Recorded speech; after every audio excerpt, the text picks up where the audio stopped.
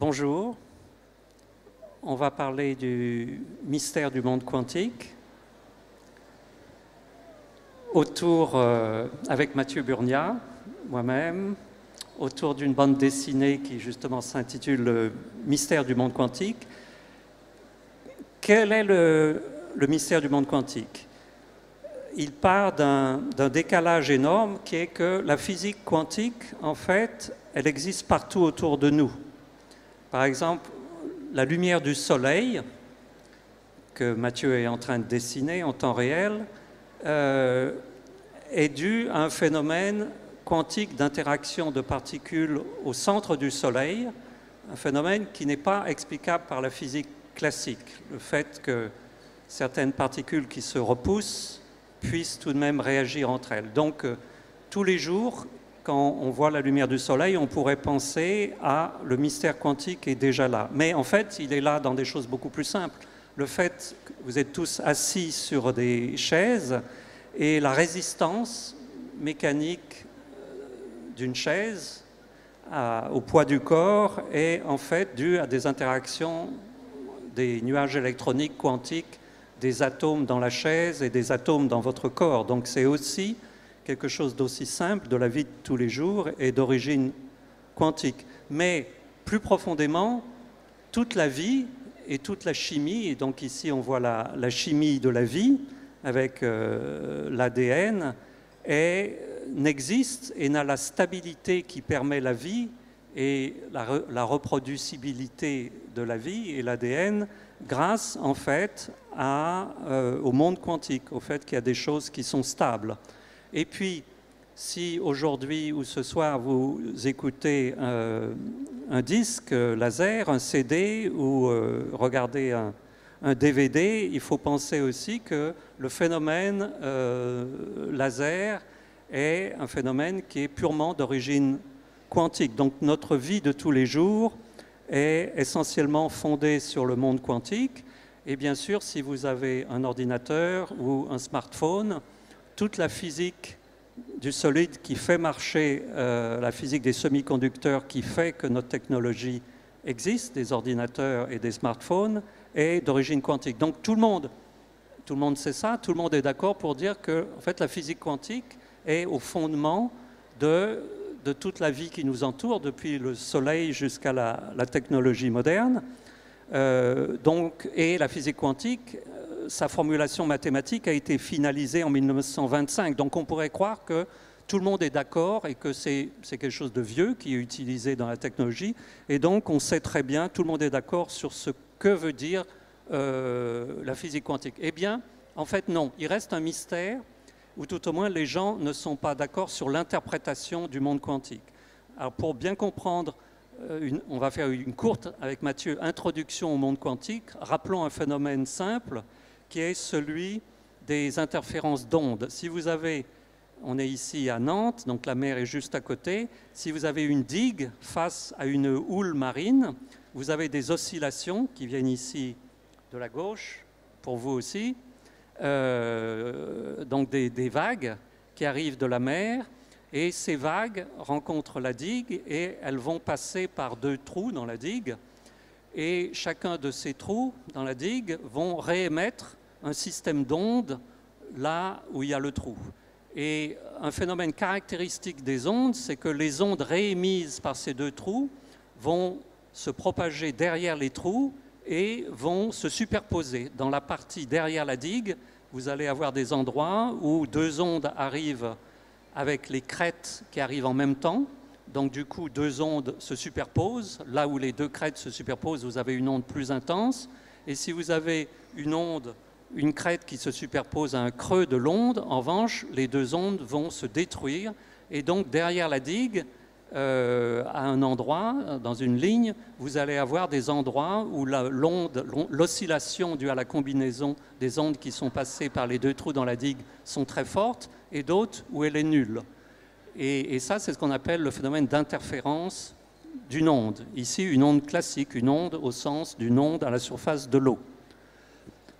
On rappelle ça parce que ce phénomène-là d'interférence a été considéré pendant longtemps comme la preuve que la lumière est une onde, puisqu'il était connu depuis le début du 19e siècle que si vous envoyez de la lumière sur un écran, alors ça empêcherait la lumière de passer, mais si vous avez deux fentes dans cet écran, comme les deux trous dans la digue d'avant, la lumière va passer par les deux fentes, va être réémise par chacune des fentes, et derrière ces deux fentes, la lumière se recombine, mais maintenant, il y a de la lumière qui est passée par les deux trous, et quand vous regardez l'intensité sur un écran derrière, vous allez voir les mêmes choses qu'on avait vues pour la houle marine, c'est-à-dire des endroits où l'intensité lumineuse est 2 fois, ou en fait 4 fois plus importante, et d'autres où elle s'annule. C'est-à-dire lumière plus lumière peut donner ombre, absence de lumière, ou au contraire plus de lumière.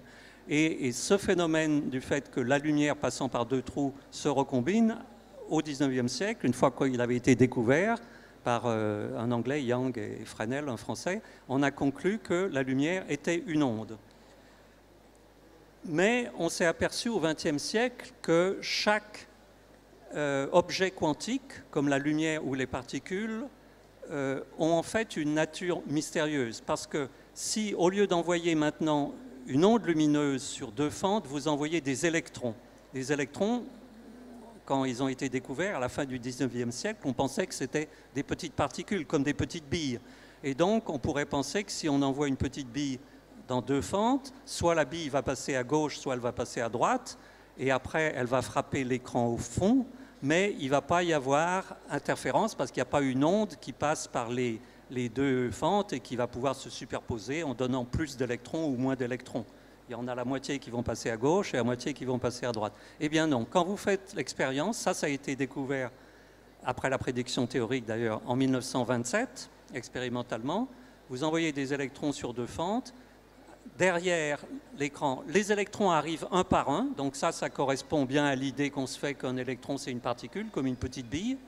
Il y a bien un caractère corpusculaire de l'électron, mais les électrons arrivent de façon aléatoire sur l'écran, mais au bout d'un moment, vous voyez que les électrons, l'arrivée des électrons se condense sur certaines lignes. Il y a des lignes où les électrons arrivent plus, il y a des lignes où les électrons n'arrivent pas du tout, et entre les deux, vous avez une situation intermédiaire. Et au bout d'un moment, ça recrée les mêmes figures d'interférence que pour la lumière, c'est-à-dire comme si derrière l'électron considéré comme particule, il y avait une onde qui allait décider où est-ce qu'il est plus naturel que l'électron se retrouve. Donc ici, vous avez le phénomène qui résume tout le monde quantique, c'est-à-dire un objet, l'électron est à la fois une particule, il y a un aspect ondulatoire, il y a un aspect aléatoire, parce qu'à chaque moment, il y a un impact de l'électron et on ne sait pas à l'avance où il arrivera, et puis il y a un aspect non local, parce que le fait qu'il y ait des franges d'interférence veut dire que l'électron qui arrive, en un sens, il sait qu'il est passé par les deux trous à la fois. Donc, cette situation, qui est un fait expérimental, a conduit divers théoriciens à penser le monde quantique différemment. Par exemple, un des découvreurs d'un des aspects mathématiques de la description du monde quantique, Schrödinger, que vous allez voir apparaître à gauche, considérait qu'il fallait que tous les objets quantiques, comme l'électron, soient des ondes purement, plus des corpuscules. Il a dit non, non, je ne comprends pas quand je mêle ondes et corpuscules, donc je fais l'hypothèse que toutes les particules quantiques sont en fait des ondes, et Schrödinger a écrit une équation qui décrit la propagation de cette onde, qui est une équation qui est semblable à l'équation qui décrirait la propagation d'une onde lumineuse, par exemple.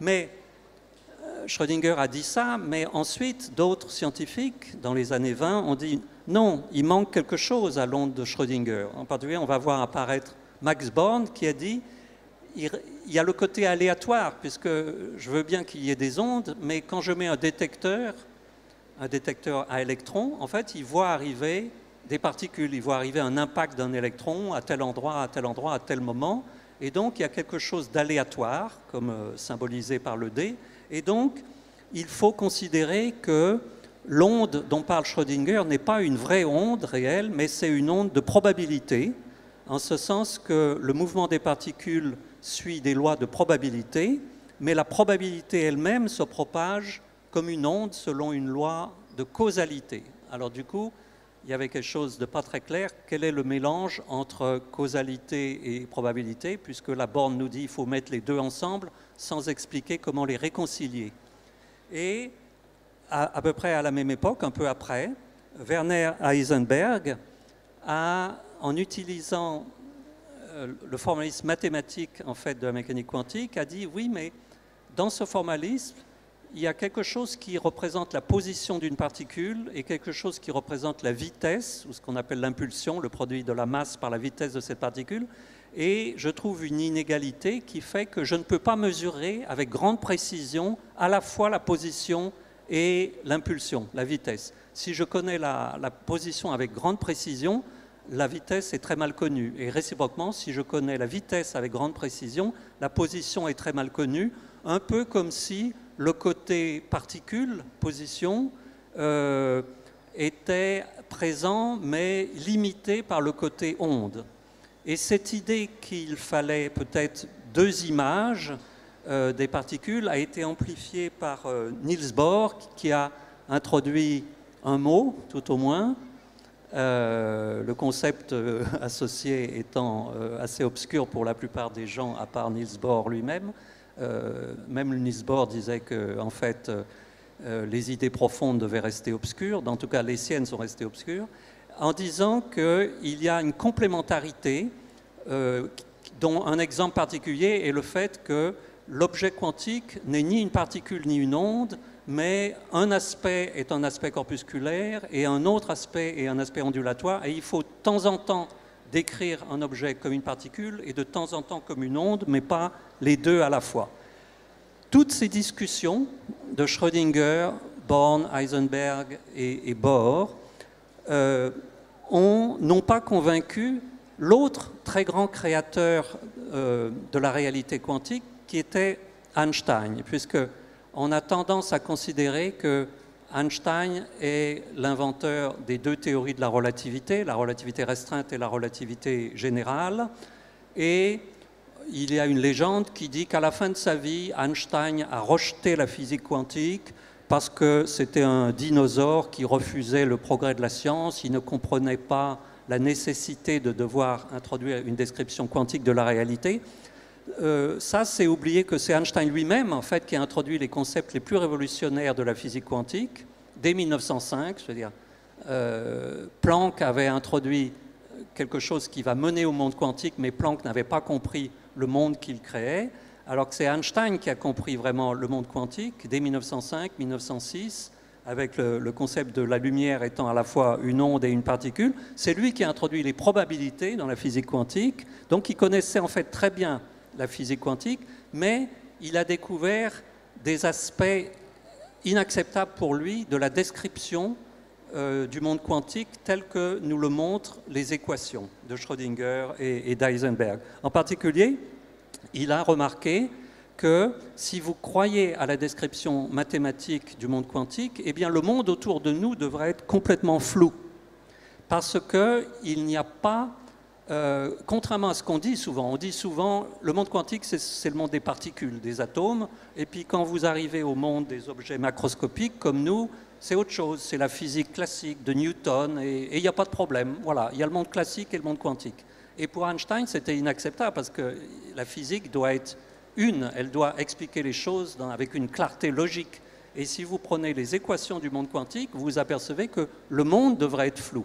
Et c'est lui le premier qui a montré aussi que du coup, des objets du monde macroscopique pourraient être dans des superpositions d'états incompatibles. Par exemple, il avait donné un exemple avant qui a été repris par Schrödinger, ça s'appelle le chat de Schrödinger.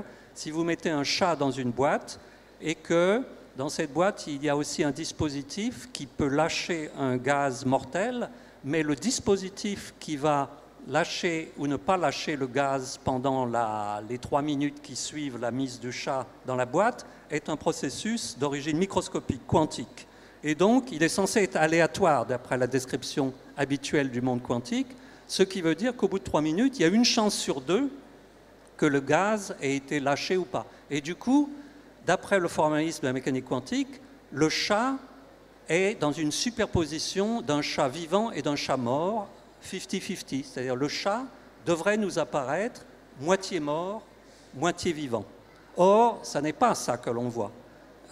Et donc, Einstein a insisté, il y a un problème, donc ce n'était pas un vieux dinosaure qui refusait le progrès, il disait, il faut clarifier le sens physique du réel quantique. Et cette clarification, il en a parlé en particulier dans le dernier séminaire qu'a donné Einstein, juste un an avant sa mort, le 14 avril 1954, à l'université de Princeton. Einstein a donné le dernier séminaire de sa vie. Et ce séminaire était sur le monde quantique, en fait, et il a donné l'exemple d'une particule dans une boîte en disant, au début, la particule, je sais où elle est, je peux la mettre dans un état quantique où je la vois, mais si j'attends suffisamment, au bout d'un moment, la particule sera floue n'importe où dans la boîte. Et or, ce n'est pas ça que j'observe. Quand je regarde autour de moi, tous les objets du monde habituel sont dans un état bien déterminé, à gauche ou à droite. Et donc, il a prononcé cette phrase, parce que dans la mécanique quantique, on dit ce qui fait qu'on voit les choses, c'est qu'il y a un observateur qui les regarde en général. Ça fait partie de l'interprétation habituelle de la mécanique quantique. Et Einstein a prononcé la phrase suivante, « Il est difficile de croire que cette description donnée par la physique quantique est complète. Elle semble rendre le monde nébuleux, à moins que quelqu'un, comme une souris, vous remarquerez au passage que pour Einstein, quelqu'un, ça peut être une souris, donc quelqu'un, comme une souris, ne le regarde. » Et il pose la dernière question, est-il croyable que le regard d'une souris puisse changer considérablement l'univers? Et cette phrase, c'est-à-dire que la Lune était floue avant que la souris la regarde, et quand la souris la regarde, la Lune devient à une position bien précise sur le ciel.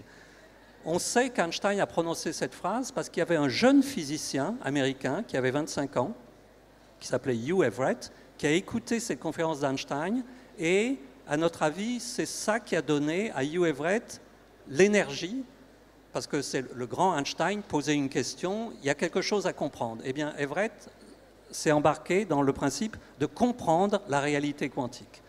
Et toute la BD est faite pour expliquer cette compréhension qui est, à mon avis, la seule bonne façon de penser la réalité quantique, mais qui est vertigineuse. Alors, pour expliquer le vertige de la description du monde quantique suggérée par Everett, il n'y a pas une seule équation dans la BD, mais il faut justement expliquer en termes graphiques ce qu'est un nombre complexe. Un nombre complexe, vous n'avez pas besoin d'avoir fait des maths pour lire la BD, un nombre complexe, mathématiquement, c'est représenté par un point dans le plan, et un point dans le plan avec une origine, c'est équivalent à une petite flèche à partir de l'origine du plan, d'un plan à 2 dimensions. Et pour repérer une flèche, il vous faut 2 choses. Il faut un angle qui donne l'angle de cette flèche avec l'horizontale, et il faut la longueur de la flèche. Donc pour repérer un nombre complexe, il faut se donner un angle et une longueur.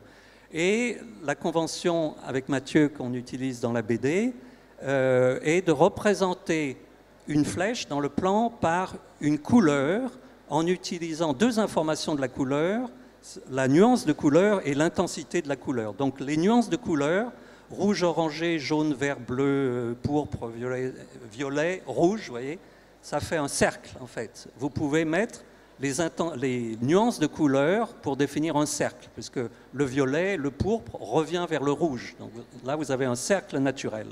Donc toutes les couleurs définissent un angle. Et après, si vous prenez vraiment une tache de couleur, elle peut être plus ou moins intense. Donc ça définit l'intensité de la couleur. Donc grâce à ça, vous allez pouvoir représenter un nombre complexe associé à un état de la réalité. Puisque la mécanique quantique, en fait, nous dit que ce qu'est la réalité quantique, ça n'est pas des objets classiques qui sont là, mais à chaque configuration classique, il faut associer un nombre complexe. Et c'est là où le graphisme joue un rôle essentiel. Et donc, du coup, le prochain dessin va expliquer, là, voilà, on arrive au point central. Maintenant, vous allez comprendre la physique quantique d'un coup. Si vous n'avez pas tout compris, vous achèterez la BD pour revoir. Là, ici, on va donner l'exemple du chat de Schrödinger.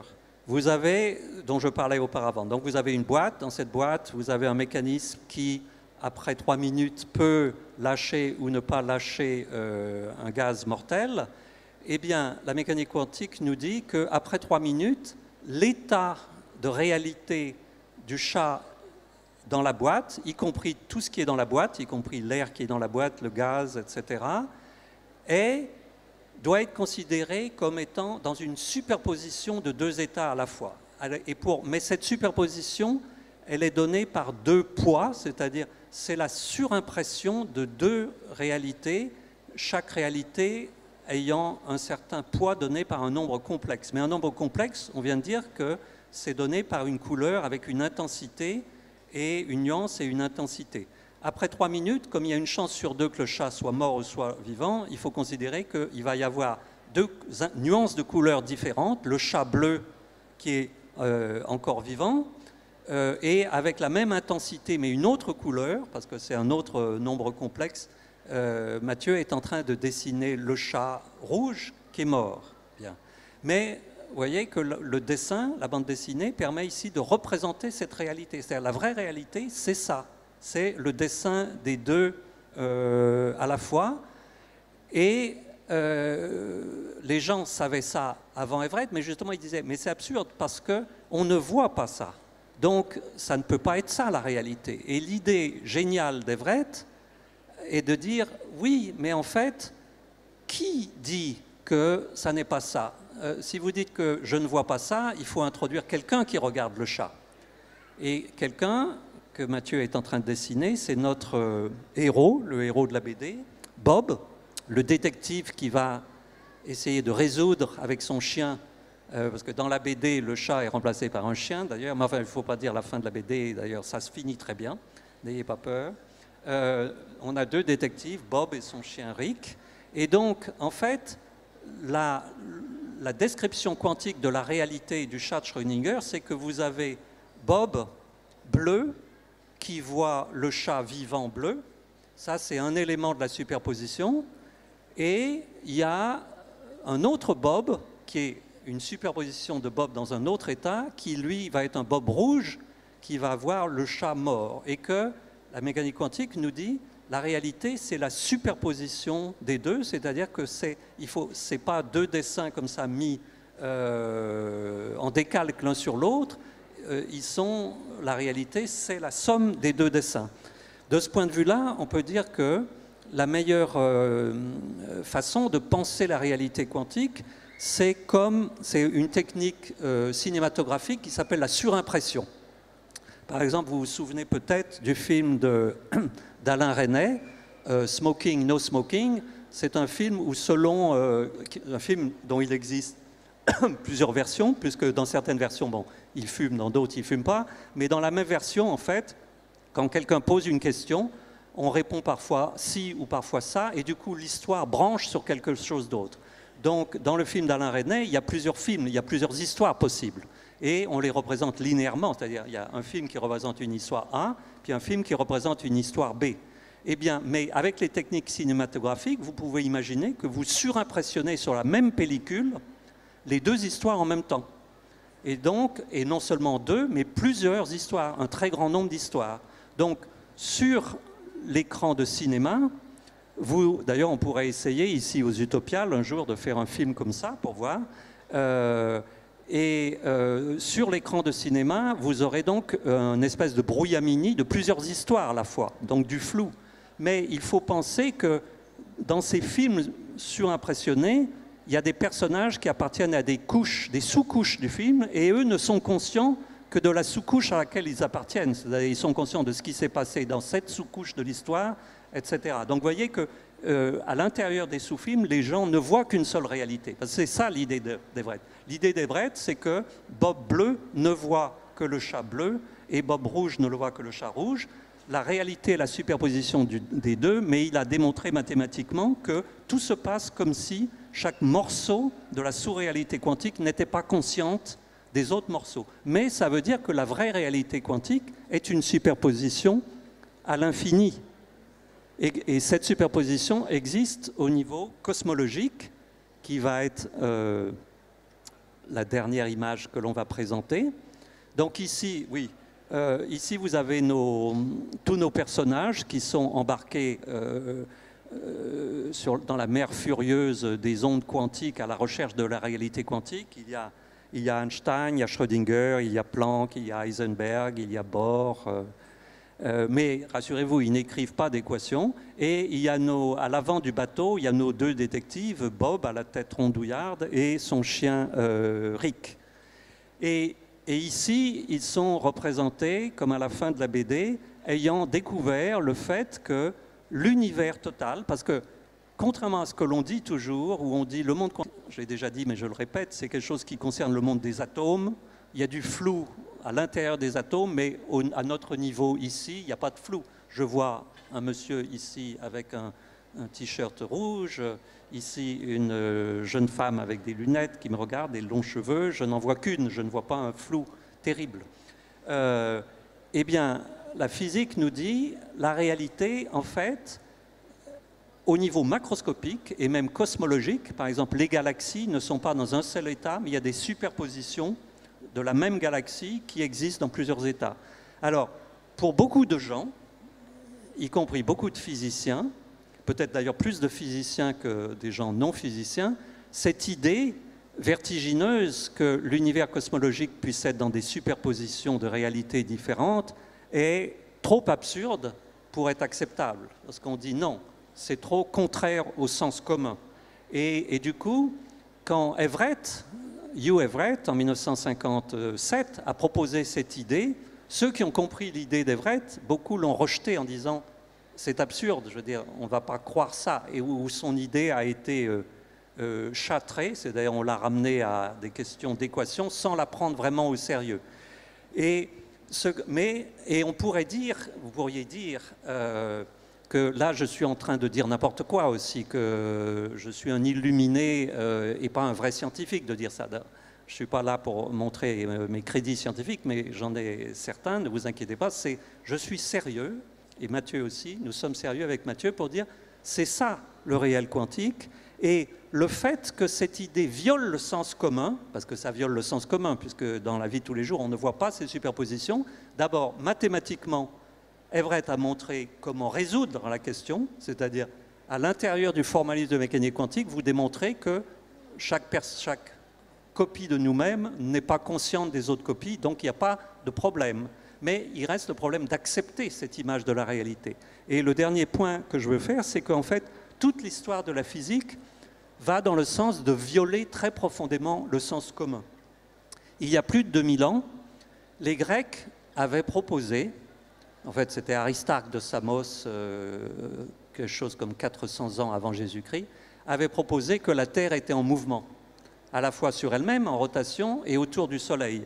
Mais beaucoup de Grecs, qui connaissaient déjà la taille du système solaire, avaient calculé que si la Terre se déplace autour du Soleil, ça voudrait dire que nous sommes actuellement, nous tous, en train de nous déplacer à plus de 100 000 km/h.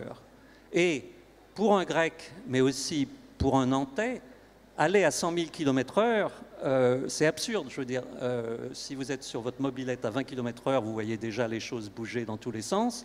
Donc, on a l'impression que c'est une violation profonde du sens commun de dire que nous nous déplaçons à 100 000 km/h.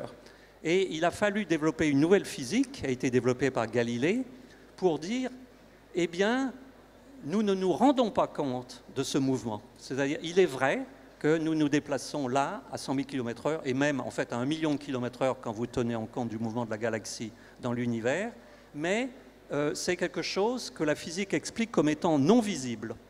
Il y a aussi un autre progrès de la physique qui concerne le temps. Einstein, en 1905, a montré que l'écoulement du temps, le passage du temps, le fait que hier n'existe plus, que demain n'existe pas encore, que seul le présent existe et qu'il y a quelque chose qui passe, que ça c'était une illusion, qu'en fait le temps n'existe pas, qu'il n'y a pas de passage du temps. Là aussi on pourrait dire mais c'est totalement absurde, puisque évidemment je me rends compte que je vis. Remarquez, psychologiquement, je pense que si vous faites vraiment une introspection à la Proust, vous ne retrouvez pas le temps. C'est-à-dire qu'on s'aperçoit que le temps est une illusion. Mais enfin, il y a tout de même des traces du temps. Et là aussi, la physique explique que, en fait, dans la réalité, de la relativité, il n'y a pas de temps, mais à cause d'une certaine caractéristique qui s'appelle le second principe de la thermodynamique, vous avez l'illusion que le temps s'écoule, mais il pourrait s'écouler différemment dans d'autres régions de l'univers. Donc vous voyez que le mouvement de la Terre, le temps, la relativité, la physique quantique et les idées d'Everett ne sont que la continuation du fait que l'image de la réalité que nous donne la physique, la science, est une image beaucoup plus riche que ce que l'on pense habituellement avec le sens commun. Elle viole profondément le sens commun, mais c'est ça, nous dit la réalité. La vraie réalité de la science est encore plus extraordinaire que tout ce que l'on imagine en général dans la science-fiction. Sauf que certains auteurs de science-fiction, comme Philippe K. Dick, dont on parlera d'ailleurs ici à 19h, j'ai l'impression, ont pris ça au sérieux. C'est-à-dire qu'ils considéraient que la science avait un message philosophique important. Et c'est aussi le but de cette BD, c'est donc de vous donner accès à tout le monde sans équation au sens philosophique de la réalité quantique. Voilà. Merci pour votre attention.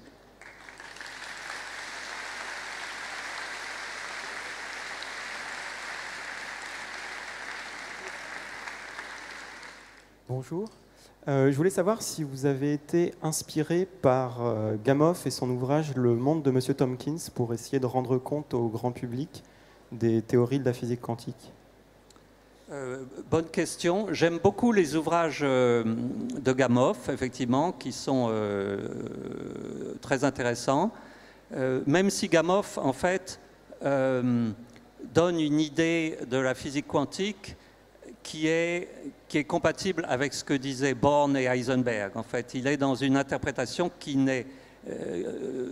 Gamow, pourtant, est mort après Everett, mais jamais il ne parle de l'interprétation d'Everett.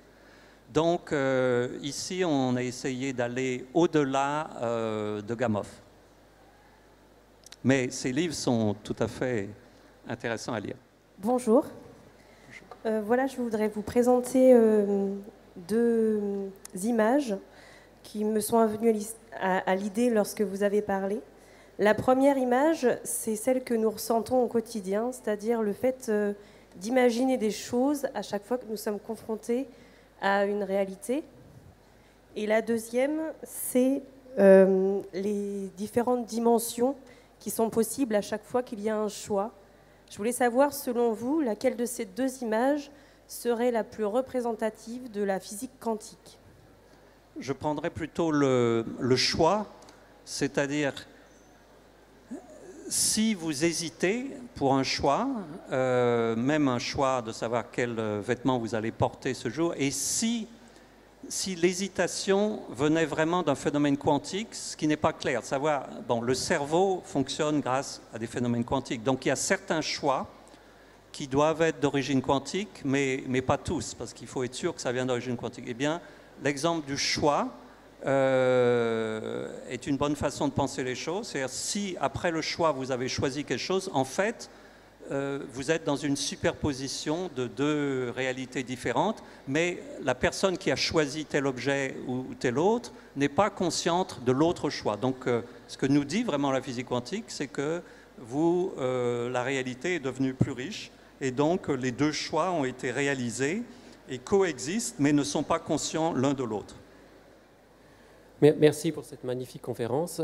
J'ai une question. Il me semble qu'en physique, il y a toujours ce dialogue entre l'expérimentation et les équations. Alors, est-ce que vous avez commencé à imaginer des processus expérimentaux pour prouver ces multiples réalités à l'échelle macroscopique, à de la même mesure que le CERN rend à illustrer les équations pour la physique des particules? Est-ce qu'il y a des projets ambitieux de ce côté-là? Très bonne question. En fait, la réponse, c'est que ça a déjà été fait. En fait, l'avant-dernier prix Nobel attribué à un Français, le dernier prix Nobel attribué à un physicien français, à Serge Haroche. Voilà.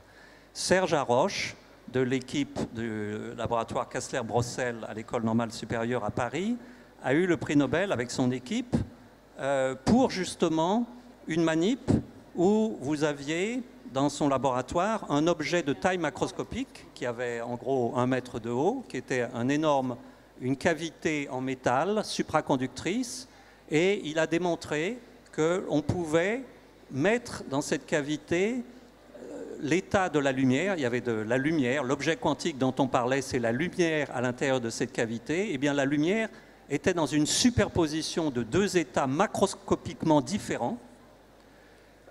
Et il a prouvé ça en faisant passer un atome qui sondait, qui passait à travers la cavité et qui a montré qu'effectivement, bien que ça soit des choses macroscopiquement, de taille macroscopique et macroscopiquement différentes, il y a bien eu cette superposition, mais en même temps, il a vérifié que assez rapidement, comme on dit en anglais, for all practical purposes, c'est-à-dire à toute fin pratique, le fait qu'il y avait donc il a prouvé qu'il y avait une superposition de deux réalités, mais que cette superposition de deux réalités devenait incohérente l'une avec l'autre très rapidement, ce qui fait qu'elles vivaient l'une indépendamment de l'autre, comme si l'autre n'existait pas. C'est-à-dire cette manip a à la fois prouvé la superposition au niveau macroscopique et le fait qu'utilisait Everett, que quand c'est au niveau macroscopique, ces superpositions, chaque morceau de la superposition ne se rend pas compte du reste. Voilà.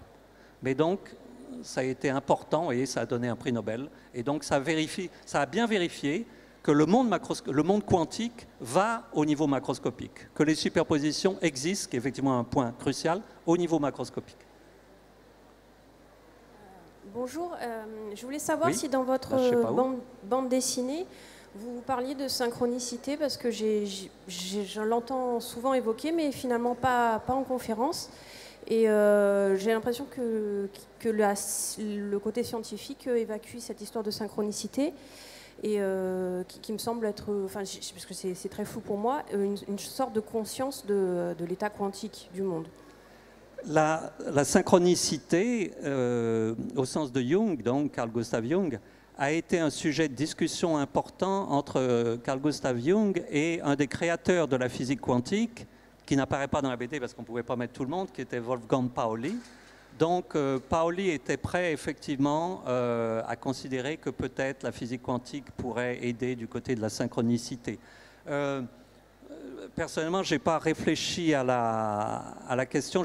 Ça ne joue pas un rôle important ici. Peut-être je devrais relire Jung et Pauli. D'abord, vous savez que Pauli, en fait, était traité psychiatriquement par une élève de Jung et que certains des rêves de Pauli apparaissent dans des traités de psychologie jungienne. Pauli était quelqu'un qui avait l'esprit très ouvert et qui était prêt à considérer que notre ouverture à la réalité était plus riche, en tout cas, que ce que l'on dit d'habitude. Oui, pardon. Oui, cette conscience quantique ne rejoint-elle pas, au fond, ce que les bouddhistes appellent l'illumination, ou Nietzsche, le grand midi? On veut rester neutre, bien sûr. C'est-à-dire, chacun, le but de cette BD et de tous les ouvrages de vulgarisation de la science, c'est de donner accès, en termes compréhensibles, à ce que dit la science du réel. Après, à chacun de se faire sa propre philosophie. J'ai toujours fait très attention dans mes livres. Par exemple, demain, je dois discuter avec Roland Lehoucq sur les voyages dans le temps, Einstein, la relativité, à 11h au même endroit. Et j'ai une propre vision métaphysique de la réalité, qui n'est pas très loin du bouddhisme et plus proche en fait de l'Advaita Vedanta. Mais ça, je ne veux pas, ça c'est personnel. Et ça, c'est le choix personnel. Ici, c'est objectif. La physique quantique, ça paraît fou de dire ça, hein, que la physique quantique, c'est super, mais c'est un fait. Voilà, c'est un fait mathématique. Après, à chacun de vivre ou d'amplifier sa vie en utilisant la beauté de cette science-là. Après tout, la physique du XXe siècle est beaucoup plus belle par son vertige, à la fois du temps et de la réalité, que la physique du XIXe siècle, qui était une physique matérialiste, désespérante, où il n'y avait que la matière et la deuxième loi de la thermodynamique, et la mort, donc la matière et la mort.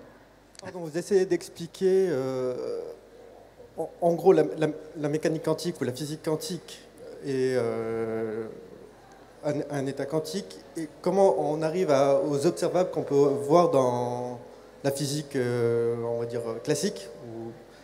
Est-ce que vous avez une interprétation par rapport au modèle standard où on a une unification de certaines forces qui sont, comment dire, qu'on arrive à expliquer au niveau de la mécanique quantique, et le côté mécanique classique avec la force gravitationnelle qui reste encore dans la limite du modèle standard? Est-ce que vous avez Là, vous avez posé plusieurs questions à la fois, mais parmi ces questions, la plus centrale à l'exposé est comment on explique le lien à la physique classique. Alors, pour donner... D'abord, en fait, la physique de la gravitation est inclue dans la physique quantique en théorie des cordes. Bon, la théorie des cordes, malheureusement, n'est pas une théorie finie et elle n'explique pas tout. Donc, ça ne donne pas l'explication complète, mais en fait, c'est une théorie quantique qui contient la gravitation. Donc, de ce point de vue-là, il y a déjà une théorie quantique de la gravitation avec certaines limitations. Pour donner une autre image, pour réconcilier l'image du flou quantique avec l'image de la réalité que l'on voit, on peut dire c'est comme un peu si le matin vous écoutez la radio et vous vous branchez sur le canal France Inter ou France Info, quelque chose comme ça. Si vous branchez votre appareil radio sur un certain canal, sur une certaine chaîne, vous ne verrez que ça. Donc la seule réalité que vous verrez, c'est les ondes de France Inter ou les ondes de France Info. Mais en fait, on sait que les ondes coexistent, que nous sommes baignés par toutes ces ondes-là. Mais si vous accordez votre récepteur uniquement à un type d'onde, les autres ondes sont comme si elles n'existaient pas. Vous ne les entendez pas. Ou c'est comme si dans une conversation, dans un cocktail assez bruyant, vous vous concentrez sur la conversation de votre ami, vous faites écran à tout le reste, et au milieu de toutes ces ondes qui se superposent, vous ne voyez qu'une seule conversation. Donc en fait, c'est ça l'explication. Il y a cette superposition d'ondes, mais à l'intérieur de cette superposition, il y a des sous-morceaux qui s'accordent et qui ne réagissent qu'aux ondes d'un type de fréquence particulier. Voilà. C'est ça, en un mot, la façon dont Everett explique que la vraie réalité est une superposition, mais il apparaît comme s'il y avait un monde classique. Alors tout d'abord, je voulais vous remercier pour cette conférence. Qui était somme toute vraiment sympathique. Je voudrais juste vous demander si vous lisez ou consommez des œuvres de fiction. Consommer, oui. Et du coup, lesquelles vous pourriez conseiller qui se rapprocheraient le plus de la théorie quantique? C'est une bonne question. Je ne sais pas. Je suis amateur de science-fiction, mais pas un amateur très cultivé. Donc, j'ai lu du Philippe K. Dick, que j'aime bien, et certaines œuvres de Philippe K. Dick, comme Le Maître du Haut Château, sont en fait clairement des superpositions quantiques. Mais Philippe K. Dick était quelqu'un d'assez fin, et aussi, il y a les voyages dans le temps, il y a Ubik, etc. Donc, il y a beaucoup de choses dans Philippe. On sait que Philippe K. Dick a étudié la philosophie.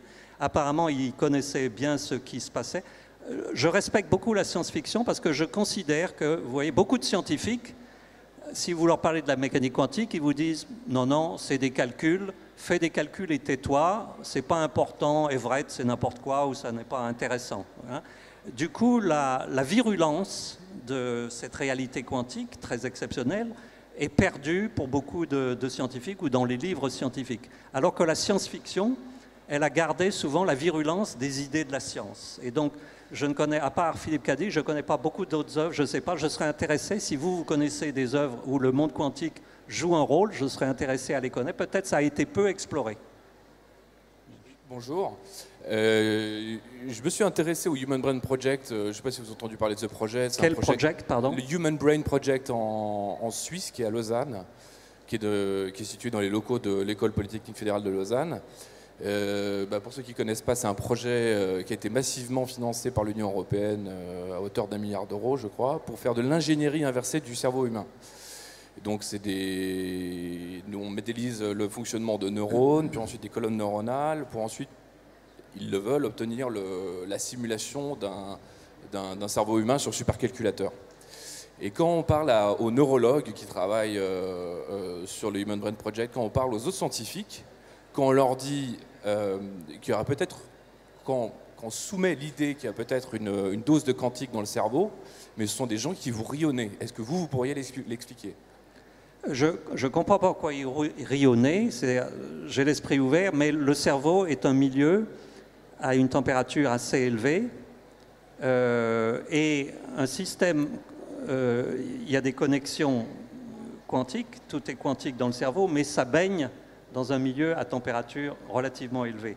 Et ça, on sait que ça donne ce qui s'appelle justement le phénomène de décohérence, c'est-à-dire ce que je rappelais dans l'expérience de Serge Haroche, qui est qu'il y a des superpositions, mais vous ne pouvez pas vous rendre compte qu'il y a une superposition parce que très rapidement, elle se propage de façon incohérente, ce qu'on appelle la décohérence. A priori, ça devrait agir après des temps infinitésimaux dans le cerveau. Donc, les superpositions quantiques, même s'il y a des choix quantiques au niveau des synapses, devraient évoluer, d'après l'interprétation habituelle de mécanique quantique, de façon quasi indépendante et donc définir des mondes classiques séparés. Donc, il est difficile de penser qu'il y aurait vraiment des superpositions quantiques. C'est pour ça qu'on essaye aujourd'hui, par exemple l'ordinateur quantique, le but c'est de battre la décohérence et donc d'avoir des états quantiques très protégés à température nulle, enfin des sous-morceaux de votre monde quantique qui n'interagissent pas avec l'environnement pour pouvoir garder les superpositions. Mais c'est pour ça justement que, à votre avis, parce qu'ils n'ont pas encore d'ordinateur quantique avec lequel travailler, que c'est peut-être qu'ils considèrent que c'est un peu farfelu comme idée? Non, l'ordinateur quantique n'est pas farfelu parce qu'on sait il y a des techniques pour protéger des systèmes qui calculent des choses de façon... Mais le cerveau humain, en revanche, baignant dans un liquide à température élevée, c'est plus difficile d'imaginer qu'il ait vraiment des choses quantiques. Voilà. Mais je garde l'esprit ouvert, même comme ça.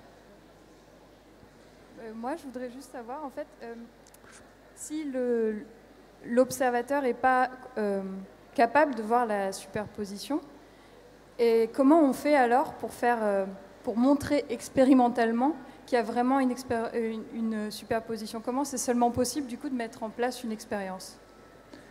Les expériences qui existent, par exemple, dans celle dont je parlais, Serge Haroche, à l'intérieur d'une cavité électromagnétique de taille macroscopique, vous avez deux états du champ électromagnétique. Et pour montrer qu'il y a une superposition de deux états, il faut qu'il y ait effectivement un observateur, il faut qu'il y ait quelque chose qui mesure quelque chose. C'est ce qu'on appelle d'ailleurs dans la théorie du chat de Schrödinger une souris de Schrödinger, c'est-à-dire une souris qui passe devant le chat pour faire réagir le chat. La souris de Schrödinger, dans ce cas-là, c'est un atome qui passe à travers la cavité et qui interagit fortement. C'est un atome qui a une très grande taille, disons, et donc du coup c'est comme une antenne qui passe dans un champ électromagnétique. Et donc, il est soumis à une superposition de deux chats. Et après, vous regardez à la sortie, l'atome, quand il sort, il n'est pas dans le même état qu'à l'entrée, il est dans une superposition d'états aussi, et vous pouvez mesurer cette superposition. Et en mesurant cette superposition, vous voyez qu'elle a été influencée de façon cohérente, c'est-à-dire en gardant la superposition, et pas de façon seulement probabiliste, par la superposition des deux. Donc c'est une manip avec des mesures que vous faites, mais à la fin, vous comptez un nombre d'atomes. À la fin, vous avez des atomes qui arrivent dans des compteurs d'atomes, et c'est eux qui ont mesuré. Pour voir ces superpositions, il faut un objet qui soit, dans ce cas-là, microscopique pour arriver à sonder l'intérieur. Des objets trop macroscopiques comme nous seraient trop séparés en plusieurs réalités qui n'interagissent pas. Bonsoir. Bonsoir. Greg Egan est un auteur australien qui a écrit des nouvelles sur la physique quantique. Ah, quel est le nom? Greg Egan. E-G-A-N? C'est ça. D'accord, merci. J'ai une question, oui, s'il vous plaît. Allez. Vous dites que c'est vertigineux, effectivement, on pressent une infinité de mondes superposés. C'est ça qu'il faut comprendre.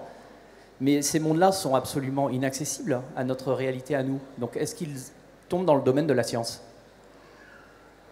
Tout à fait, ils sont scientifiques. C'est vrai que, mais votre position est la position de certain nombre de scientifiques. Si je ne peux pas, par une manip, prouver l'existence de ce monde, mais les expériences d'Haroche ont montré, et d'autres ont montré que ce flou quantique de superposition ne s'arrête pas. C'est-à-dire, tous les gens qui ont essayé de dire il existe un seul monde et je vais introduire un mécanisme qui supprime la multiplication des mondes pour qu'il y ait à tout moment un seul monde.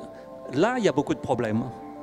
Il n'y a pas de façon mathématique cohérente et cohérente avec l'expérience de faire ça. Donc du coup, la seule chose qui vous reste, c'est la description de la mécanique quantique qui vous dit qu'il y a une superposition de mondes. Ce n'est pas un choix. Après, philosophiquement, vous pouvez dire les autres mondes ne me sont pas accessibles, donc je fais comme s'ils n'existaient pas et vous pouvez vivre comme ça. Mais c'est aussi intéressant de penser que, et surtout pour le Big Bang, parce que tout ça, un des sujets actuels importants, c'est de comprendre l'origine de l'espace et du temps et de toute la structure de l'univers. Ce que l'on sait, c'est que, et Everett, c'était sa motivation, le début de l'univers, au sens habituel, était une superposition quantique. Et on est encore à la recherche de savoir si le bon état quantique, avec la bonne superposition, ne pourrait pas expliquer des choses sur notre monde. Et une partie a déjà été faite parce que les fluctuations du fond radiocosmologique de l'univers sont en accord avec la théorie quantique des fluctuations pendant l'inflation. Donc on sait déjà que les fluctuations qui ont donné lieu à notre galaxie et aux autres galaxies sont d'origine quantique.